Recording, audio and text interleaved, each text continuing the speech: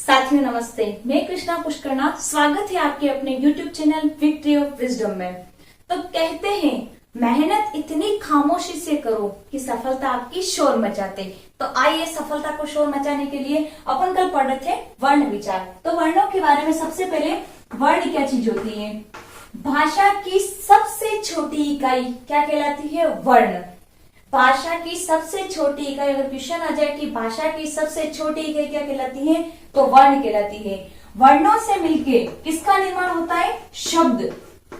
वर्णों से मिलके शब्द बनते हैं। शब्द या अक्षर कह सकते हैं जिसको अपन। वर्णों से मिलके शब्द बनते हैं, शब्दों से मिलके वाक्य या पद बनते हैं। ये याद रखना कि किससे मिल क्या बनता है। वर्ण से मिलके शब्द का निर्माण होता है, शब्दों से वाक्य बनते हैं या पद बनते हैं, और वाक्य या पदों से मिलकर हमारी भाषा का निर्माण होता है। अगर वर्ण नहीं हो तो भाषा कैसे बनेगी? तो इसलिए वर्णों से मिलकर शब्द का निर्माण, शब्दों से वाक्य बनते हैं और वाक्य से हमारी भाषा बनती है। तो वर्ण जो हमारी सबसे छोटी इकाई, भाषा की सबसे छोटी इकाई क्या कहलाती है? वर्ण।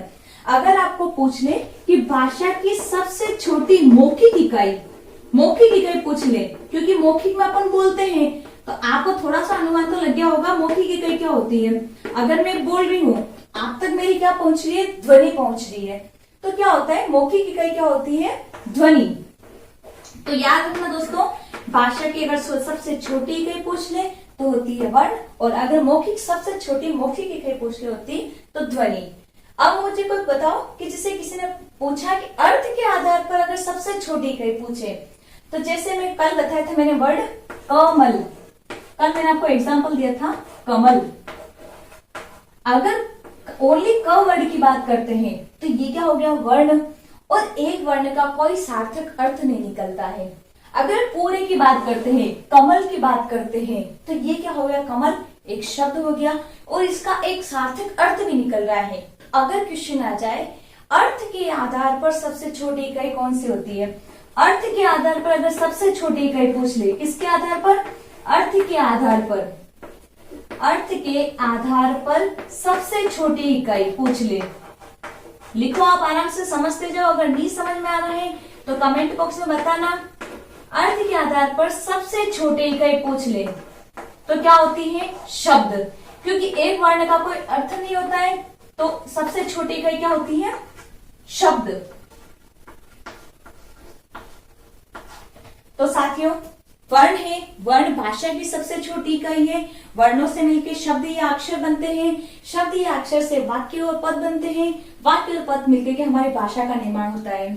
और अगर पूछ ले कि मौखिक सबसे छोटी मौखिक इकाई भाषा की, तो होती है ध्वनि। और अगर अर्थ के आधार पर सबसे छोटी इकाई पूछ ले तो क्या होता है? शब्द। और अगर मैं लिखती हूँ कि कमल से अच्छी खुशबू आती है, तो इसमें क्या भाव पैदा हो रहा है? तो अगर भाव के आधार पर पूछे कि भाव के आधार पर छोटी इकाई, तो एक बार उतार लो आप आराम से, फिर मैं आगे बताती हूँ। ये उतार लिया होगा। तो अगर यहाँ पूछा आपको कि अर्थ के आधार पर सबसे छोटी इकाई, तो होती है शब्द। और अगर मैं लिखती हूँ कि कमल से अच्छी खुशबू, आया समझ में? अगर नहीं आ रहा हो तो आप मुझे कमेंट बॉक्स में बताना। जहां कहीं भी आपको डाउट लग रहा हो तो आप मुझे कमेंट बॉक्स में पूछ सकते हो। कमल से अच्छी खुशबू आती है, यहाँ खाली शब्द था, शब्द से अर्थ निकल रहा था। कमल, कमल यानी फूल, कमल का फूल। तो अर्थ के आधार पर अगर पूछे तो ये, अगर मैंने लाइन लिखी कि कमल से अच्छी खुशबू आती है, तो ये पूरा एक वाक्य हो गया। तो अगर पूछे आपको, इसमें से भाव निकल रहा है कि कमल से अच्छी खुशबू आती है, एक भाव निकल रहा है, अच्छी खुशबू आना। निकल रहा है नहीं निकल रहा है? अच्छी खुशबू आना, एक भाव निकल रहा है। तो भाव के अगर पूछे कि भाव के आधार पर, भाव या अर्थ के भाव के आधार पर, भाव के आधार पर सबसे छोटी इकाई, भाव के आधार पर, आराम से नोट कीजिए आप, भाव के आधार पर सबसे, हाँ लिखिए आराम से। समझ में नहीं आ रहा हो तो आप मुझे बताते रहना, मैं आपको फिर से डिस्कस कर लूंगी। अगर अर्थ के आधार पर पूछे तो शब्द हो गया। भाव के आधार पर सबसे छोटी इकाई तो क्या होता है, वाक्य या पद। क्या होता है, वाक्य या पद। यहां तक आया समझ में। सबसे पहले वर्ण, भाषा की सबसे छोटी इकाई वर्ण होती है। मौखिक इकाई पूछे सबसे छोटी मौखिक इकाई तो होती है ध्वनि। अगर अर्थ के आधार पर सबसे छोटी इकाई पूछे तो होती है शब्द, और भाव के आधार पर अगर सबसे छोटी इकाई पूछे तो वाक्य या पद। अगर आपको इसमें कोई डाउट लग रहा हो तो आप मुझे फिर से कमेंट करके बताइए। मैं अगले वीडियो में आपको सही से वापस डिस्कशन कर लूंगी, इसके ऊपर डिस्क्राइब कर लूंगी आपको और सही से समझा दूंगी। यहाँ तक आया समझ में। तो अभी तक अपन ने क्या क्या पढ़ लिया। भाषा का तो कल टॉपिक हो गया अपने कंप्लीट। वर्ण की बात कर ली, तो वर्ण सबसे छोटी इकाई होती है। अब वर्णों की बात करते हैं। तो वर्ण होते हैं सबसे पहले साधारण वर्ण। साधारण वर्ण की बात करते हैं अपन। वर्णों से क्या मिलता है, क्या बनता है, शब्द, शब्दों से पद या वाक्य, और पद या वाक्य से हमारी भाषा बनती है। आया यहाँ तक समझ में कि नहीं आया? नहीं आया हो तो आप कमेंट बॉक्स में कमेंट करिए, अगर आया हो तो लाइक, शेयर और कमेंट करिए। अब अपन बात करते हैं साधारण वर्णों की बात करते हैं। साधारण वर्ण या मूल वर्ण, साधारण या मूल वर्णों की बात करते हैं तो वो कितने होते हैं, 44, 44। कितने होते हैं? साधारण या मूल वर्ण की बात करें तो 44। इसमें से तो मैंने कल बताया 11 स्वर होते हैं, 11 स्वर होते हैं और 33 व्यंजन होते हैं। आए यहां तक समझ में? 11 स्वर और 33 व्यंजन। साधारण वर्ण की और मूल वर्ण की बात कर रहे हैं तो कितने होते हैं, 44। उसमें से 11 स्वर और 33 व्यंजन। अब इनकी बात करते हैं अपन, आगे बात करते हैं। अगर वो पूछ ले, क्वेश्चन घुमाने वाला कुछ भी घुमा सकता है। अगर वो पूछे आपको कि हिंदी में कुल वर्णों की संख्या कितनी होती है, हिंदी में कुल वर्ण कितने होते हैं, तो हिंदी में कुल वर्ण अगर पूछे तो होते हैं 52। अब आप कहोगे कि अभी तो मैडम आप बता रहे थे 44 होते हैं और अभी बता रहे 52 होते हैं, इससे तो हम बहुत कंफ्यूज हो गए। तो मैं आपको बताती हूँ 52 कौन कौन से होते हैं। 44 तो मैंने अभी बताया आपको कि 11 स्वर और 33 व्यंजन। ये यहाँ तक तो आया समझ में कि नहीं आया? आ गया। 44 तो ये हो गए। 4 अपन ने सुना, आपने सुना होगा 4 संयुक्त अक्षर होते हैं। सुना इसके बारे में? 4 संयुक्त अक्षर होते हैं, श, त्र, ज्ञ और श्र। तो अपन लिखते हैं 4 संयुक्त अक्षर, 4 संयुक्त अक्षर, 4 संयुक्त अक्षर। ठीक है, ये हो गया 4 संयुक्त अक्षर। उसके बाद अपन बात करते हैं 2 अयोगवाह ध्वनियां होती है, 2 अयोगवाह, 2 होती है अयोगवाह ध्वनियां, और 2 होते हैं अपने ताड़नजात या उक्षिप्त व्यंजन कहते हैं अपन। ताड़नजात, ताड़नजात या इसको कहते हैं अपन उत्क्षिप्त। उत्क्षिप्त का अर्थ किसी को पता हो तो मुझे बताओ, उत्क्षिप्त यानी क्या होता है?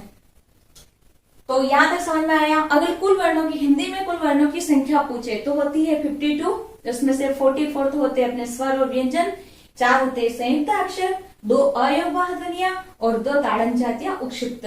यहां तक आया समझ में। अब आप पूछोगे 2 अयोगवाह का मतलब क्या होता है? अयोगवाह, अ का मतलब होता है नहीं, अ का मतलब होता है नहीं, योग का मतलब आपको पता है जुड़ना। कोई भी चीज 2 चीजों को जोड़ते हैं तो उसका योग होता है। जैसे अपन गणित में पढ़ते हैं कि योग करना, तो 2 चीजों को जोड़ना। गणित में अपन पढ़ते हैं तो योग मतलब जोड़ना, और वाह मतलब वहन करना, वहन करना। ये क्या होता है कि ये व्यंजनों के साथ नहीं जुड़ते हैं। अयोगवाह ध्वनियां होती है 2, वहन करना, तो ये व्यंजनों के साथ नहीं जुड़ते हैं, 2 अयोगवाह ध्वनियां होती है। अब आप पूछोगे 2 अयोगवाह ध्वनियां कौन कौन सी होती है? एक तो होती है अम और एक होती है अहो। ये व्यंजनों के साथ नहीं जुड़ती, ये स्वरों के साथ ही जुड़ती है। ठीक है, यहाँ तक आया समझ में। 2 अयोगवाह होते हैं। अयोगवाह का मतलब होता है, अ का मतलब होता है नहीं, जो अपन उपसर्ग के रूप में काम में लेते हैं। योग का मतलब होता है जोड़ना, और वाह का मतलब होता है वहन करना। मतलब ये व्यंजनों के साथ जोड़ते नहीं, ये स्वरों के साथ ही रहते हैं। तो 2 अयोगवाह ध्वनियां कौन कौन सी होती है बताओ आप? अम और अह। अब उत्क्षिप्त व्यंजन की बात करते हैं तो 2 उत्क्षिप्त व्यंजन होते हैं। एक होता है ड, ये पिछली बार रीत का क्वेश्चन है कि उत्क्षिप्त व्यंजन कौन कौन से है। ड और ढ जिनके नीचे की तरफ, ध्यान से सुनना, पिछली बार रीड का क्वेश्चन है, जिनके नीचे की तरफ ये सी बिंदी लगी होती है वो होते हैं उच्चित व्यंजन, और दो होते हैं ड और ढ। उच्चित का मतलब होता है फेंका हुआ, कोई भी चीज फेंकी हुई, फेंक के बोलना, जैसे ड ड, फेंक के बोलना। तो इस उच्चित का अर्थ लिख लो, आप भूल जाओगे फिर। फेंका हुआ वर्ण, फेंका हुआ, फिर भूल जाओगे आप, लिख लो साथ के साथ, नहीं तो भूल जाओगे, फिर कहोगे मैडम आपने ये नहीं पढ़ाया। तो अपन कुल वर्णों की बात करते हैं तो 52 होते हैं, उसमें 40 व्यंजन और स्वर होते हैं, 4 संयुक्त अक्षर होते हैं, 2 अयुग्मवाह ध्वनियां होती हैं, अम और अह, और 2 उच्छिष्ट या ताड़न जात होते हैं, ड और ढ। उच्छिष्ट का मतलब होता है फेंका हुआ, कोई भी चीज से फेंकना। मेरे से बोल ड ड, कोई भी चीज फेंक रही हो, जैसे ड और ढ बोलते हो ना, ड ड, तो फेंक के बोल रहे ना अपन, आप खुद ट्राई करके देखो। तो ये होते हैं उच्छिष्ट या ताड़न जात। उतार लो आराम से, नोट कर लिया आपने। अब आगे बात करते हैं, अपन मानक वर्ण की बात कर रहे थे। मानक वर्ण भी बताया था मैंने कितने होते हैं, 56। मानक वर्णों की बात करते हैं 56। तो 56 में से अभी तो मैंने कितने बता दिए आपको, अभी मैंने 52 बताए थे आपको, 52 टोटल वर्ण बताए थे। इसमें 4 और आते हैं, 4 विदेशी वर्ण होते हैं। वैसा होते तो कुल टोटल 5 वर्ण है, पर अपनी एनसीईआरटी जो कहती है वो 4 वर्ण कहती है। तो 4 कौन से होते हैं, विदेशी वर्ण। याद रखना, ये विदेशी वर्ण का क्वेश्चन अभी सीटेट 2019 का क्वेश्चन है, सीटेट में आया था, किससे विदेशी वर्ण कौन सा है। तो याद रखना 4 वर्ण है, एक तो ख, ज, फ, इनके आगे बिंदी लगी होती है, ये ध्यान रखना। नीचे बिंदी वाला क्या कहलाते हैं, उच्छिष्ट व्यंजन, और इनके आगे की तरफ जहां बिंदी लगी होती है ये कहलाते हैं विदेशी वर्ण। एक है फ, वैसे होते तो 5 है, क, ख, ज, फ, और एक और होता है, ठीक है। तो ये होते हैं 5, बाकी अपनी एनसीईआरटी जो मानती है वो 4 मानती है। एक होता है ओ, मतलब जिनके ऊपर ये बिंदु लगा होता है, ऊपर चंद्रमा ये बिंदी नहीं लगी होती, खाली चिन्ह बिंदु होता है, जैसे ऑक्सीजन, डॉक्टर, जिसमें ये सब होते हैं, ये सब विदेशी वर्ण होते हैं, ये सब विदेश से आए हुए हैं वर्ण है, ठीक है। ये यहाँ तक आया समझ में। मानक वर्णों की संख्या कितनी होती है, 56 मानक वर्ण। अब कोई कंफ्यूजन तो नहीं है वर्णों में कि कितने वर्ण, मैम आपने बताया साधारण तो 44, और हिंदी में कुल वर्णों की संख्या बताई तो 52, और मानक वर्ण संख्या बताई तो 56। यहाँ तक आया समझ में आपको कि नहीं आया, आगे समझ में। तो चलो आगे बढ़ते हैं अपन। अगर नहीं आ रहा हो तो भी बता देना, तो मैं आगे बताऊं सही से वापिस, आगे आपको कमेंट में बताते रहना अगर नहीं आ रहा हो समझ में तो, ठीक है। यहाँ तक आया, नहीं आया, आ गया, तो आगे बढ़ते हैं। अब अपन बात करते हैं, सबसे पहले स्वरों की बात करते हैं। वहां चल रहे थे अपन स्वर, स्वरों की बात करते हैं। स्वर कितने होते हैं आपको अभी बताया मैंने, स्वर, वेरी गुड, 11। अगर आपको संस्कृत का वैसे कोई होगा नहीं, मान लो कभी आप टेट में संस्कृत से पेपर दो, तो स्वरों की संख्या, उसमें स्वरों की संख्या होती है 13। अपने को कंफ्यूज नहीं होता है, आपने हिंदी पढ़ रहे हैं तो हिंदी के हिसाब से अपनी स्वरों की संख्या होती है 11। अब आप बताओ स्वर कौन कौन से होते हैं, ये तो बचपन से आप पढ़ते आ रहे हो। स्वर कौन कौन से होते हैं, अ, वेरी गुड, कितना याद, देखो ना, आ, वेरी गुड, ये भी याद है, ई, वेरी गुड, बड़ी ई, ओ, ओ, लोग इसको बोल देते हैं री को, री भी होता है, री, ए, आई, ओ, आओ। कितने हो गए गिन के बताओ आप, हो गए 11, हो गए 11। ये होते हैं स्वर। टोटल स्वरों की संख्या कितनी होती है, 11। आए यहां तक समझ में, स्वरों की संख्या। स्वरों की डेफिनेशन स्वरों की डेफिनेशन की बात करें, स्वयं राज्यन्ते इति स्वराः। स्वयं, संस्कृत की बात करें, स्वयं राज्यन्ते इति स्वराः। स्वर जिसको बोलने, जिसको उच्चारण करने में किसी भी स्वर की आवश्यकता नहीं होती है। जैसे अ बोल रहे हैं तो अ के लिए अ ही है, आ के लिए आई है, मतलब अलग से कोई जुड़ ही नहीं रहा है। इसलिए क्या होते हैं, स्वर की परिभाषा लिखते हैं कि जो बिना किसी सहायता से या जो बिना स्वरों की सहायता से बोले जाते हैं, जो बिना स्वरों की सहायता से, बिना स्वरों या वर्णों की सहायता से बोले जाते हैं, वर्णों की आ रहा है यहाँ तक समझ में? जो बिना स्वरों या वर्णों की सहायता से बोले जाते हैं वो क्या कहलाते हैं? स्वर कहलाते हैं। आए यहाँ तक समझ में आपको कि नहीं आया? अगर नहीं आया हो तो बताते रहना मुझे। जो बिना स्वरों या वर्णों की सहायता से बोले जाते हैं, जिसको बोलने में किसी की जरूरत नहीं रहती है, उसे क्या कहते हैं अपन? स्वर कहते हैं। आया यहाँ तक समझ में? स्वर कितने होते हैं? 11। अ, आ, ई, उ, री, ए, आई, हो, औ। जो बिना स्वरों या वर्णों की सहायता से बोले जाते हैं उसे अपन क्या कहते हैं? स्वर कहते हैं। आया यहाँ तक समझ में? ठीक है। अब अपन पढ़ते हैं स्वरों का वर्गीकरण। नहीं आ रहा हो समझ में तो भी बता देना। आज क्या क्या पढ़ा आपने? ये भी याद है नहीं याद है कि भूल गए? याद है? वर्ण विचार पढ़ रहे हैं अपन टॉपिक। तो वर्णों से मिलके पद बनते हैं, वर्णों से मिलके शब्द बनते हैं, शब्दों से मिलके पद बनते हैं, पद से मिलकर अपनी भाषा बनती है। भाषा के बारे में मैंने आपको कल बताया था कि भाषा क्या होती है, भाषा कितने रूपों में बोली जाती है, भाषा और लिपि में अंतर, भाषा और बोली क्या होती है, भाषा को सीखने के नियम, ये सब मैंने आपको कल अच्छे से बता दिया। वर्णों के बारे में बता दिया, वर्ण कौन कौन से होते हैं ये भी बता दिया। अब अपन पढ़ेंगे स्वरों का वर्गीकरण। स्वरों का वर्गीकरण उच्चारण के आधार पर।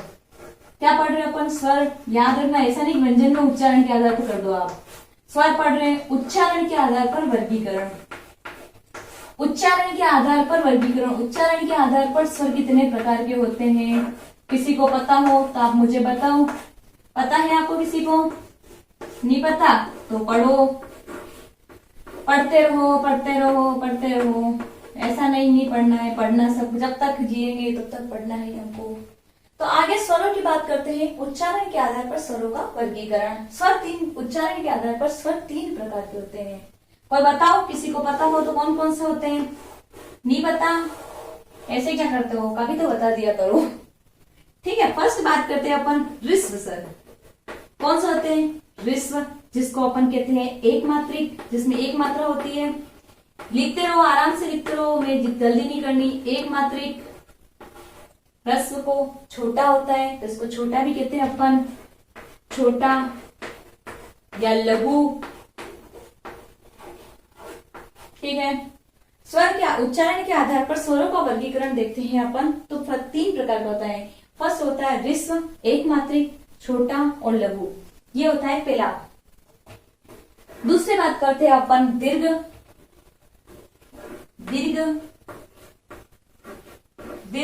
द्विमात्रिक, 2 मात्रा होती है उसमें। द्विमात्रिक, नाम से पता चल रहा है द्विमात्रिक, 2 मात्रा। और ये लघु है और गुरु। याद रखना, बोलना मत। आ रहा समझ में? नहीं आ रहा हो मैं बीच बीच में पूछते जा रही हूँ, अगर नहीं आ रहा हो तो आप बता सकते हो मुझे। गुरु। और थर्ड होता है प्लूत। आ रहा समझ में? यहाँ तक थर्ड होता है प्लूत। स्वरों का वर्गीकरण पढ़ रहे हैं अपन। स्वर किसे कहते हैं ये मैंने बताया था कि जो बिना किसी सहायता से या बिना किसी की मदद के बोले जाते हैं वो स्वर कहलाते हैं। जैसे अ, आ, ये इसके लिए किसी की सहायता नहीं ली जाती है। उसके बाद स्वरों का वर्गीकरण देखते हैं। उच्चारण के आधार पर स्वर 3 प्रकार के होते हैं। पहला होता है ऋस्व, एक मात्रिक, छोटा या लघु। दूसरा होता है दीर्घ, द्विमात्रिक, गुरु, बड़ा। और तीसरा होता है प्लूत, जिनको बोलने में बहुत समय लगता है। अब नाम से पता चल रहा है ऋस्व की बात कर रहे हैं, छोटे की बात कर रहे हैं तो उसके लिए बहुत कम समय लगता है। अपन ऋस्व की बात कर रहे हैं, नाम से पता चल रहा है छोटा, लघु, तो इसके लिए बहुत कम समय की जरूरत होती है। मतलब कम समय में अपन बोलते हैं। जैसे बोलते हैं अपन आ बोलते टाइम लगता है ना, आ बोलते तो टाइम लगता है, तो वो आता है दीर्घ में। जिसमें टाइम लगता है वो आता है दीर्घ में, और जो छोटा है वो आता है इसमें। आया है तो समझ में?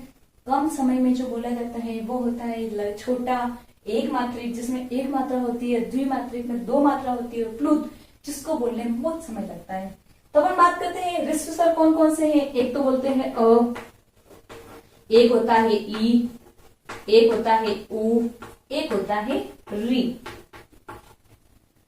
अ, ई, उ, री, इनको बोलने में बहुत कम समय लगता है। तो ये होता है ऋस्व, एक मात्रिक, छोटा और लघु। दीर्घ की बात करें, ऋस्व कितने होते हैं? 4। याद रखना, यहाँ तक आए समझ में? नहीं आ रहा हो तो बताना। दीर्घ की बात करें तो होते हैं आ, जिसको समय ज्यादा लगता है, बड़ी ई, बड़ा ऊ, ए, नहीं आ रहा हो समझ में बताते रहना मुझे, आई, ओ और आउ। ठीक है, यहां तक आए समझ में। रिस्व की बात कर रहे हैं तो ये होते हैं 4, अ, ई, उ और री। और दीर्घ की बात करते हैं तो आ, बड़ी ई, बड़ा उ, ए, आई, ओ, औ। दीर्घ होते हैं 7। ये ध्यान रखना, कभी वैसे संख्या पूछ ले कितने होते हैं, रिस्व कितने होते हैं, दीर्घ कितने होते हैं, तो संख्या का याद रखना कि कितने होते हैं। ये आया स्वरों का वर्गीकरण में। फर्स्ट पढ़ा अपन ने एक मात्रिक, सेकंड पढ़ा द्विमात्रिक। एक मात्रिक होते हैं 4 जिनमें बहुत कम समय लगता है, अ, ई, उ, री। और द्विमात्रिक होता है जिसमें ज्यादा टाइम लगता है, आ, बड़ी ई, बड़ा उ, ए, आई, ओ, औ। ये होते हैं 7। आया तो समझ में। अब थर्ड की बात करते हैं अपन, प्लूत। प्लूत जिसमें बहुत समय लगता है। थर्ड की बात कर रहे हैं अपन प्लूत। प्लूत की बात कर रहे हैं तो इसमें समय ज्यादा लगता है। जैसे अपन को बोलते हैं ओम, ओम, तो इसमें क्या समय ज्यादा लगता है, बहुत कम ज्यादा समय लगता है, बहुत ज्यादा समय लगता है। जैसे बोलते हैं मैया, मैया मोरी, ये वाला, ये मैया, इसमें क्या है बहुत ज्यादा समय लगता है। जैसे बोलते अपन ओम मैया, तो टाइम ज्यादा लगता है ना, तो ये होते हैं प्लूत। ये होते हैं टोटल 8।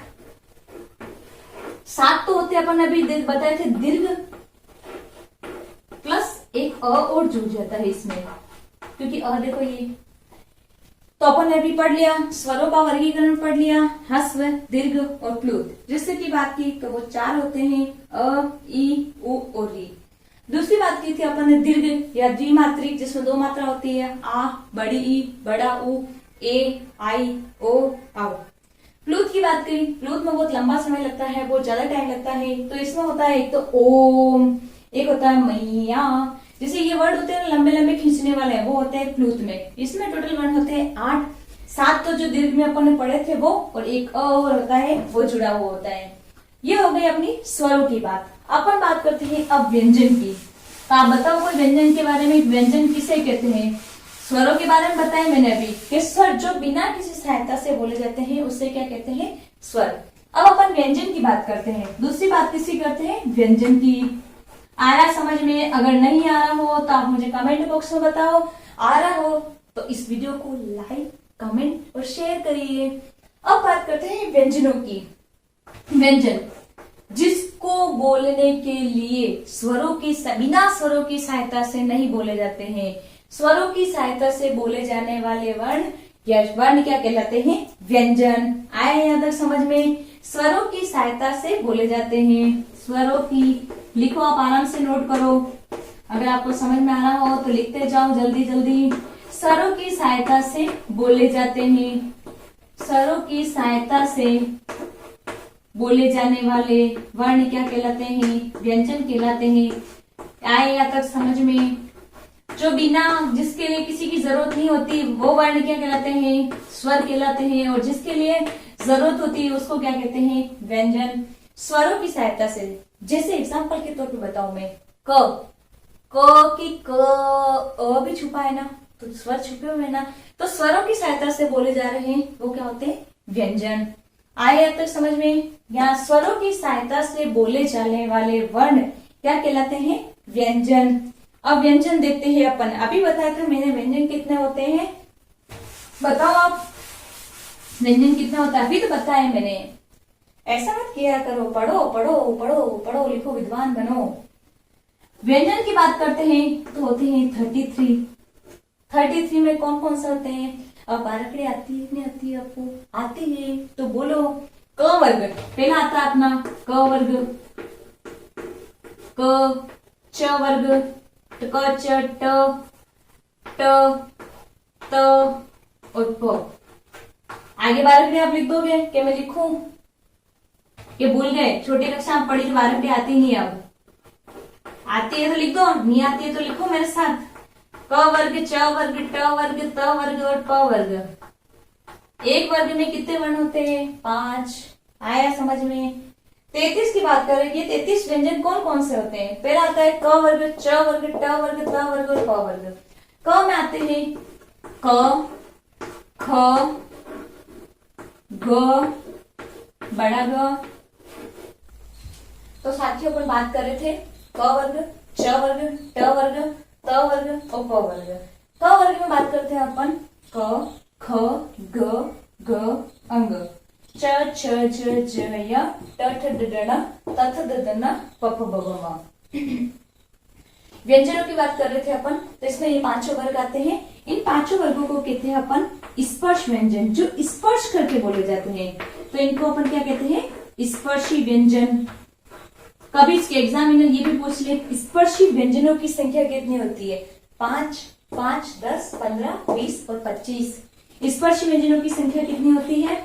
25। तो आप नोट कर लीजिए, व्यंजन होते हैं टोटल 33, उसमें से 25 तो ये हो गए क वर्ग, च वर्ग, ट वर्ग, त वर्ग और प वर्ग। आए यहाँ तक समझ में? नहीं आए हो तो मुझे कमेंट बॉक्स में बताते रहना, जो आपका अगले वीडियो में आपका ये सॉल्यूशन करती रहूंगी मैं आपको। ये देखिए क वर्ग, च वर्ग, ट वर्ग, त वर्ग और प वर्ग। ठीक है, यहाँ तक आए समझ में? कितने हो गए? 25। 25 तो ये हो गए। 4 होते हैं अपने अंतस्थ, नाम तो सुना होगा, अंतस्थ, और 4 होते हैं उष्म। किस कौन सा होते हैं? 4 होते हैं उष्म। तो इसका जो क्रम, अंतस्थ का क्रम ध्यान रखना, संस्कृत में इसका क्रम होता है यवर ल, और अपने हिंदी में जो क्रम होता है य, र, ल, व। संस्कृत और हिंदी किसी के बीच में दोनों सब्जेक्ट हो, संस्कृत और हिंदी दोनों हो, तो आप कंफ्यूज ना हो कि दोनों, उनका क्रम जो होता है यवर ल होता है और अपना हिंदी का क्रम जो होता है यर ल होता है। ठीक है, आगे देखो उष्म व्यंजन का क्रम होता है श, श, स, श, स, ह।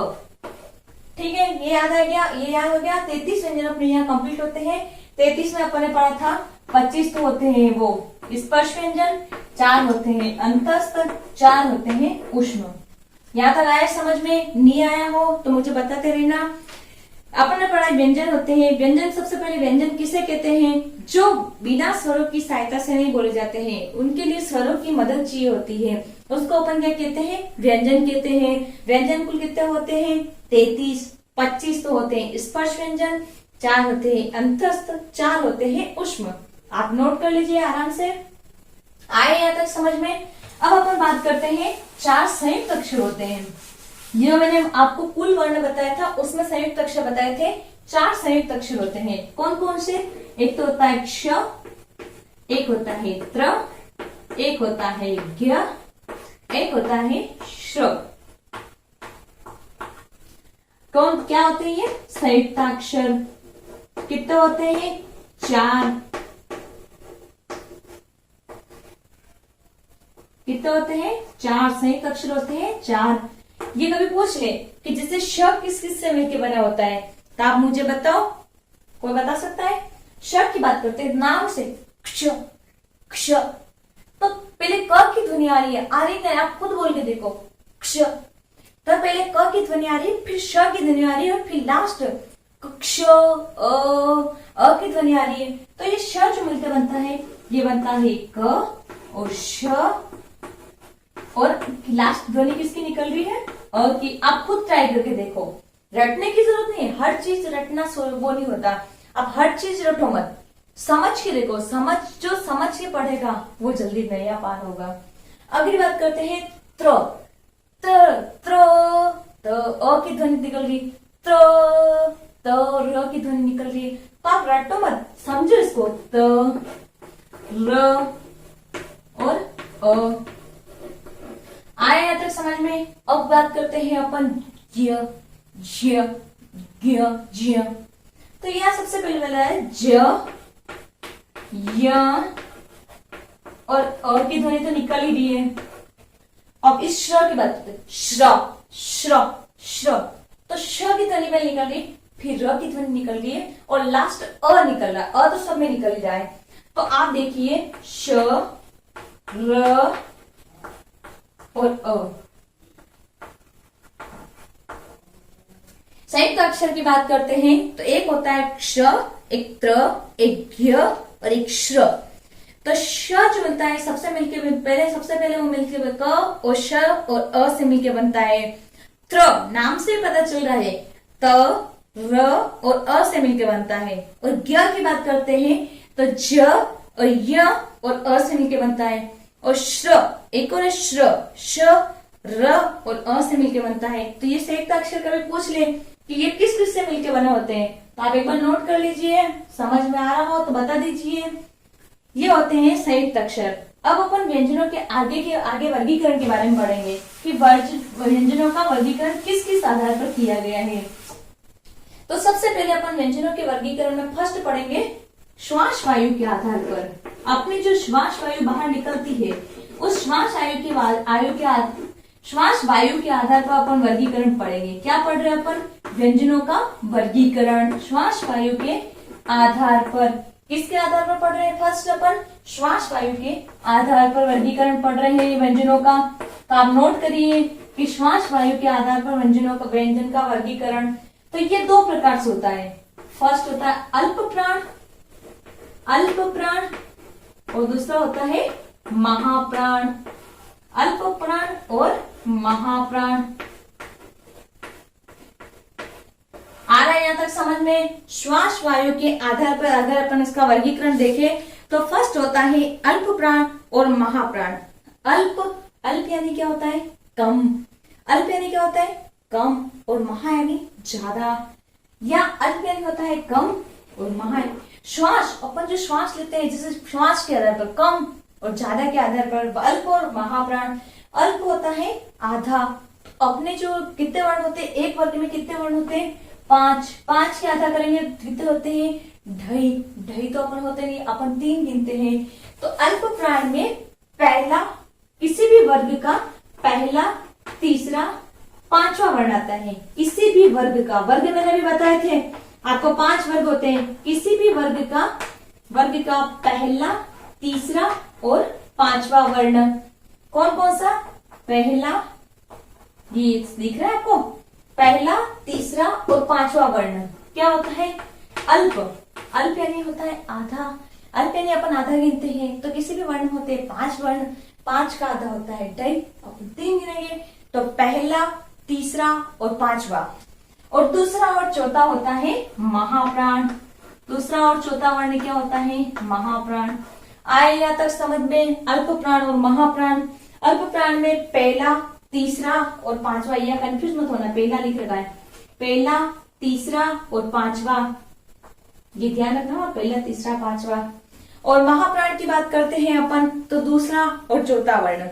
और एक मैंने बताया अंतस्थ वर्ण और ऊष्म वर्ण। अंतस्थ पहले क्या आ रहा है? और अपने अल्प प्राण में भी सबसे पहले क्या है? तो वाला अ में जाएगा। तो अपने य र ल इसमें लिख देते हैं अंतस्थ में य र ल व। और महाप्राण में ऊष्म व्यंजन जो है कौन कौन से है आपको पता है? श, श, श, स और ह। आप साथ ही नोट करिए कि व्यंजनों का वर्गीकरण अपन देखते हैं। सबसे पहले देखते हैं श्वास वायु के आधार पर अल्प प्राण और महाप्राण। अल्प नाम से पता चल रहा है, अल्प यानी कम होता है, अपन आधा मान लेते हैं।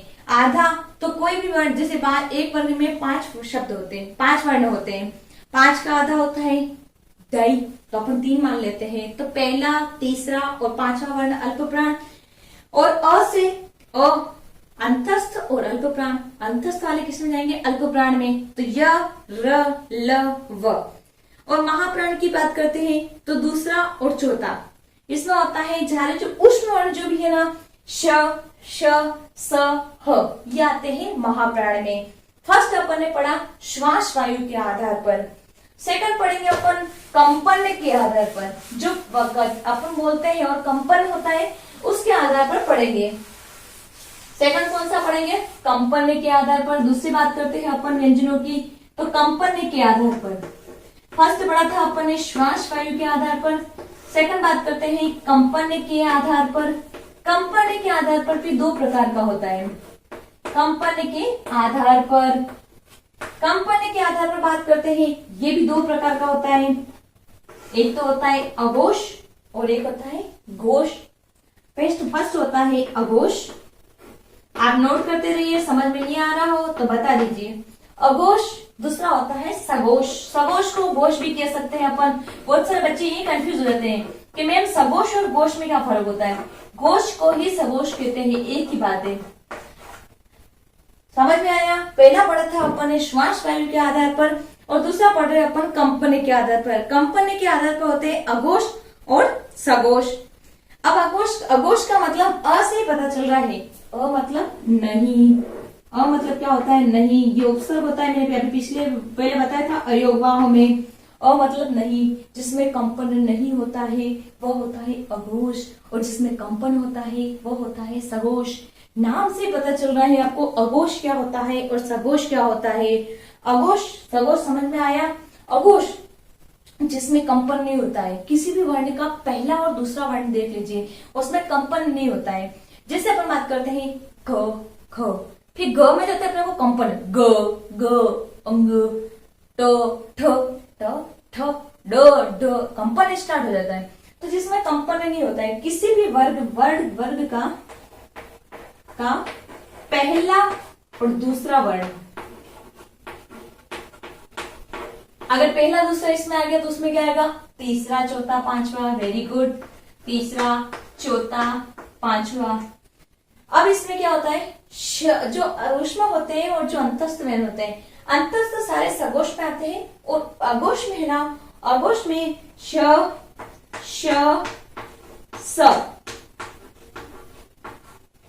अब इसमें सबसे बड़ी बात, अघोष में वर्ग का पहला और दूसरा वर्ण आता है। अघोष में पहला और दूसरा वर्ण आता है और सघोष में तीसरा चौथा पांचवा वर्ण आता है, और इसमें सारे अंतस्थ वर्ण इसमें आते हैं। अंतस्थ आपको पता है। अब सबसे इंपॉर्टेंट बात, मैंने क्या बताया, ऊष्म वर्ण सारे अघोष में आएंगे, पर एक ह है, ह श श स तो इसमें आएंगे, एक ह वर्ण और एक ह, तो वो ह किसमें चला जाता है, सघोष में, तो ह इसमें आएगा। ये सबसे इंपॉर्टेंट है। क्वेश्चन बनेगा तो यही बनेगा कि ह सघोष है अघोष है, अपन अघोष में करके आएंगे, क्योंकि अपन देखते हैं कि सारे उसमें इसमें है तो वो उसमें सघोष में, ये याद रखना, ह सबसे इंपॉर्टेंट है।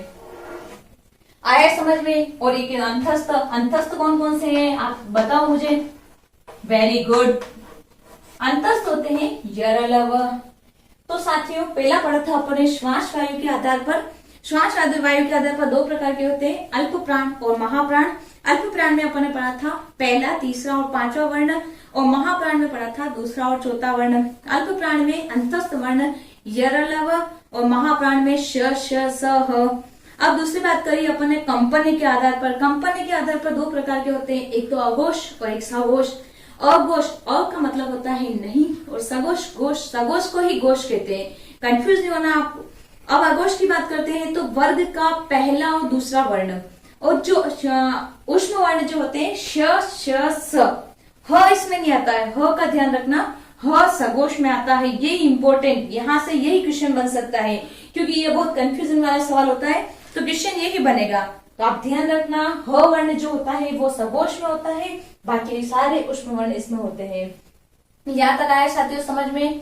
अब तीसरा पॉइंट आता है अपने उच्चारण स्थान के आधार पर, जिसमें होता है मूर्धन्य, कंठ, तालु। ये अपन अब अगले वीडियो में पढ़ेंगे। तो अगर आपको ये हमारा वीडियो पसंद आया हो तो आप लाइक, कमेंट, शेयर और सब्सक्राइब कीजिए। अगर नहीं आया हो तो डिसलाइक कीजिए, और अगर कोई बात समझ में नहीं आई हो तो आप कमेंट बॉक्स में बताइए। मैं आपको अगले वीडियो में और अच्छी जानकारी के साथ मैं आपको बताऊंगी। और हमसे जुड़ने के लिए आप हमारे वीडियो को लाइक और सब्सक्राइब कीजिए। आप सभी का बहुत बहुत धन्यवाद। जय हिंद, जय भारत।